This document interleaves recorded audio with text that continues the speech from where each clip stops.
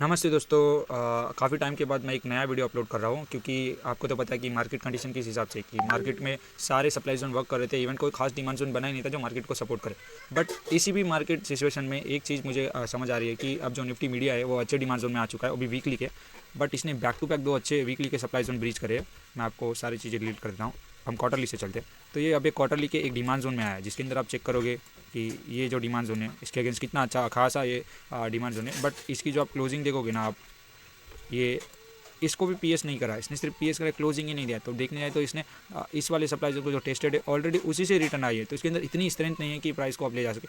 But ये जाते जाते इस वाले सप्लाई जोन को पीएस कर चुका है, तो इसके अंदर थोड़ी बहुत पोटेंशियल है कि हाँ अभी यहाँ से जा सकता है। ऑलरेडी ये जो सेक्टर है काफ़ी लो से चला है, एकदम ऑल टाइम लो। फिर ये फर्स्ट डिमांड जोन था जिसने प्राइस को फिर से अप्लाई कर गई थी, तो ये है इसके पास। अब इसके अंदर कोई खास है नहीं जो होप रखे, बट ये ऐसे लेवल्स पर रुका है कि जिसके अंदर या तो चल सकता है या तो ना भी चल सकता है बिकॉज ऑफ क्वालिटी। अब इसको हम ब्रेक डाउन करते हैं कि स्मॉलर टाइम फ्रेम पे क्या होगा। अब हम मंथली पर जाते हैं, तो मंथली पर आप देखोगे तो वो क्वार्टरली जो डिमांड जोन था उसके अंदर 4 बेस कैंडल है मंथली पर। और इसी से इसने ये वाले क्वार्टरली सप्लाई जोन को ब्रीच करा था और इसको पीएस करा था। तो देखना है तो थोड़ी बहुत तो क्वालिटी है इसके अंदर, इतनी खास नहीं है कि यहाँ से प्राइस को फिर से ऑल टाइम हाई पर ले जा सके। बट जो नेक्स्ट अपोजिट सप्लाई जोन हो सकता है इसका नेक्स्ट स्टॉप ऑलमोस्ट 27,80 रुपीज़ तक का इसका नेक्स्ट स्टॉप हो सकता है। अदरवाइज आप नीचे देखोगे तो इसको सपोर्ट के लिए कुछ नहीं है, अपोजिट नियर बाय कोई सप्लाई जोन है ही नहीं जो ढंग का हो सके। अब प्राइस देखोगे तो आप मंथली पर जो ट्रेंड है ऑलमोस्ट साइडवेज है क्योंकि इसको ब्रीच करा था, इसके बाद ये पीएस हुआ है, तो इतना खास नहीं। ये भी एक हुआ है बट अब ट्रेंड के हिसाब से इसको कंसीडर कर सकते हैं, अप टू साइडवेज। ओके, अब हम वीकली पर आते हैं। वीकली पर आप इसको देखोगे तो इसने ये वाले डिमांड जोन और ये वाले दो डिमांड जोन को ब्रीच करा था। इसने तो खास करके प्राइस चलाई भी, बट ये जो अच्छा खासा डिमांड जोन था इसने देखो प्राइस को सिर्फ होल्ड किया, दिन अगली बार खास करके धबा करके प्राइस कीजिए।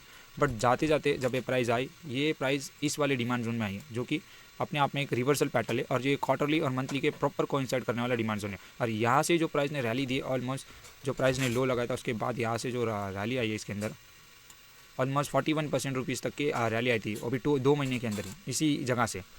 तो अब प्राइस फिर से इसके अंदर आई है, बट एक्चुअली जब इस बार ये प्राइस आई है ना तो काफ़ी हाई सेलिंग प्रेशर के साथ आई है, तो इसको जब रिकवर होने काफ़ी टाइम लगेगा। इवन एक या 2 महीने तक हम कह सकते हैं कि ये यहाँ पर ही कंसोलिडेट करे, इवन साइडवेज ही हो जाए, ताकि कुछ खास नहीं। बट जोन अच्छा है तो इसको इतना टाइम तो नहीं लगना चाहिए जिस हिसाब से। बट ये मार्केट इसे मार्केट इसके अंदर कह नहीं सकते कि ये भी डिमांड जोन टूट सकता है। अब हम वीकली पर डेली पर देखते तो हाँ गाइस, डेली पर आप इसमें देखोगे तो कोई खास एग्जीक्यूशन ही नहीं है। आप चेक कर लो, ये वाली वो कैंडल्स है, कोई खास एग्जीक्यूशन ही नहीं है। तो इसके अंदर अभी तो खास करके डायरेक्ट इसके ऊपर रिले होना तो सबसे यूजलेस माइंड हो सकता है। अब इसके अंदर हमें सिर्फ कंफर्मेशन का वेट करना पड़ेगा, या तो डेली ईएमए का सपोर्ट लेना चाहिए, अदरवाइज इसके अंदर कुछ नहीं। अपोजिट साइड पर आप डेली पर देखो तो ये एक रेसिडेंस मतलब रिट्रेसमेंट एरिया, ये भी एक एरिया है, ये भी है जो फर्स्ट सप्लाई जोन जब इसको टेस्ट होगी प्राइस एंड देन फिर रिटर्न एक अच्छे डीआईटी डिमांड जोन में आएगी, तो हम बोल सकते हैं कि एक सप्लाई जोन टूटा, देन हम इसके अंदर सपोर्ट के हिसाब से कंसीडर कर सकते हैं। बट ये है रही बैंक निफ्टी मीडिया की बात। आप इसके अंदर तो ट्रेड नहीं ले सकते। ये मैं आपको इसलिए बता रहा था कि क्योंकि निफ्टी मीडिया वीकली के, क्वार्टरली के और मंथली के सभी को कोइंसाइड होने वाले उस डिमांड जोन में आया जहाँ से प्राइस ने 41% तक का आप दिया, तो इसे हम सपोर्ट कंसीडर कर सकते हो क्योंकि ये लेवल काफ़ी बेस्ट है। इसको तोड़ने के लिए प्राइस को इवन या तो कोई बड़ी से बड़ी चीज़ चाहिए जो इसको तोड़ सके, या कोई खास न्यूज़ चाहिए, कोई नेगेटिव न्यूज़ चाहिए, या कोई बड़ी इवेंट चाहिए जो ऐसे लेवल्स को तोड़ सके। अदरवाइज ऐसे लेवल्स में प्राइस सिर्फ रेंज बाउंड होती है। अगर सेक्टर रेंज बाउंड हुआ ना तो उसके स्टॉक्स को काफ़ी सपोर्ट मिलता है।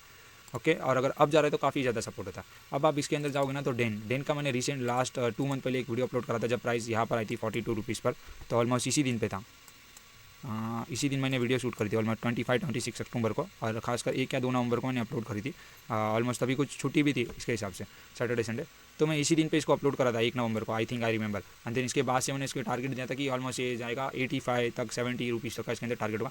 प्राइस ने 70 रुपीज़ तक का गई, बट हमारा टारगेट था 85 था। देन फिर मैंने फिर से ये भी कहा था इन फ्यूचर प्राइस अगर 46 रुपीज़ पर आएगी ना तो इसके अंदर फिर से ऐड करने लायक लेवल्स बन चुका है जिसके अंदर हम प्राइस ऐड कर सकते हैं। अब आप देखोगे जैसे प्राइस ने इसको टच करा, देन उसी के बाद उसी दिन प्राइस 10% अप थी। उसके नेक्स्ट दिन जिस दिन प्राइस एंट्री हुई उसके अगले दिन मार्केट खुला, और वहाँ से जो प्राइस ने रैली थी उसने ऑलमोस्ट 12% का अप दिया था और 9% पे उसने क्लोज करा था।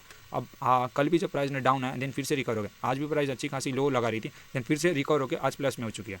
प्लस में तो नहीं 0.79%, बट देखने तो ऑलमोस्ट प्लस, जिस हिसाब से मार्केट अप हुआ, मतलब क्लोजिंग यानी कि ओपनिंग कैंडल के बाद प्राइस थोड़ी अप हुई है, इस हिसाब से इसके अंदर प्लस दिखा रहा है और कुछ नहीं।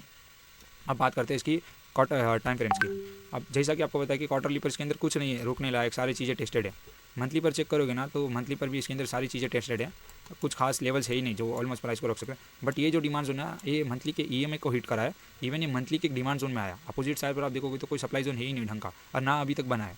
तो मंथली के ईएमए के सपोर्ट के हिसाब से और इसके अंदर एक कॉन्फिडेंस आ चुका है। अब ये मंथली के ईएमए को हिट कर चुका है, मंथली के डिमांड जोन में हिट कर चुका है और इसका सेक्टर वीकली, क्वार्टरली, मंथली के डिमांड जोन में हिट कर चुका है। तो ये होता है कि अब इसके अंदर प्रोबेबिलिटी और भी ज़्यादा बढ़ती है। अब वीकली पर आप देखोगे ना तो इसके अंदर कोई खास कैंडल नहीं, इवन जोन भी नहीं, इसके यहाँ पर तो बेस कैंडल भी नहीं है। तो इसको जो लोवेस्ट इसका वीक है ना, यहाँ पर आप चेक करोगे तो ये वीक यहाँ से प्राइस अप गई है, ये जो इसकी लोवेस्ट वीक है यहाँ से ऑलमोस्ट यहाँ से 42 रुपीज़ के आसपास है जब प्राइस इसके अंदर, उसके बाद इसने रैली दी है। तब तक आप देखोगे तो वीकली पर ये पूरा मतलब ऑलमोस्ट साइडवेज अप ही ट्रेंड है, कोई वीकली का डिमांड जोन भी ब्रीच नहीं करा है और खैर कोई वीकली पर अच्छा सप्लाई जोन भी नहीं है, बट वीकली का ईएमए भी डाउन है, बस इतना ही है। अब हम इसको डेली पर देखते हैं तो डेली पर आप देखोगे ना इसमें सारी चीज़ एक दूसरे से टेस्टेड होकर आई है। जो भी चीज़ें देखोगे आप ए टू जेड, ये यहाँ से जब 70 रुपीज़ से जो 70 रुपीज़ से जो आ रहा था ये स्टॉक एक दूसरे से टेस्टेड होकर इवन कोई ढंग का सप्लाई जोन ही नहीं बना। जो भी सप्लाई जोन है, ये जो मैंने टारगेट लाइन दी है, यहाँ तक इसका एक टॉप एरिया है जो कि स्मॉलर टाइम फ्रेम पर एक सप्लाई जोन भी है और डेली ईएमए भी इसको सपोर्ट में नहीं और डेली ट्रेंड ऑलमोस्ट डाउन ही है क्योंकि इसने 2 डिमांड जोन, ये एक ब्रेच करा और ऑलमोस्ट इसके नीचे भी क्लोजिंग दे दी, तो ऑलमोस्ट इसको हम डाउन कंसीडर कर सकते हैं। बट फिर भी अब इसके अंदर प्राइस चली गई है। अब आप बोलोगे कि प्राइस तो चली गई, हम एंट्री कहाँ पर ले? यस, तो मैं आपको एंट्री लेना नहीं सिखाता हूँ, आपको मैं स्टॉक कैसे चूज़ करना है वो सिखाता हूँ कि डिमांड सप्लाई जोन में आए तभी आप स्टॉक्स में बाय करें, अदरवाइज इसको इग्नोर कर दे।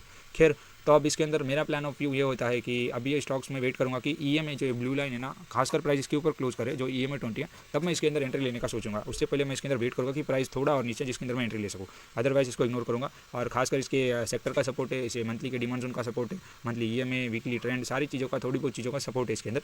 तो इसके अंदर थोड़ी प्रोबेबिलिटी ये होती है कि लास्ट टाइम जैसे इसके अंदर एक मल्टीबैगर जैसी कॉल मिली थी ऑलमोस्ट 58-60% का मूव देकर अब ये प्राइस रिटर्न आई है, तो थोड़ा एक प्रोबेबिलिटी होता है कि फिर से इसके अंदर आप उतना ही जा सकते हैं। बट इस बार आप देखोगे ना तो प्राइस कोई ढंग के सप्लाई जोन बना के नहीं आई, तो इस बार ऑलमोस्ट 85 तक तो क्रॉस कर सकती है, ये एक प्रोबेबिलिटी है। बट इन्वेस्ट करने से पहले अपने किसी फाइनेंशियल एक्सपर्ट से डिस्कस करें क्योंकि किसी की टिप के ऊपर आपको इन्वेस्ट करना ये शायद मैं भी आपको ना दूँ। ठीक है गाइस, आज के लिए इतना ही। ट्रेड बेल ट्रेड सेफ और बने रहिए हमारे साथ, ऐसे ही वीडियोज़ के लिए हमें फॉलो करें।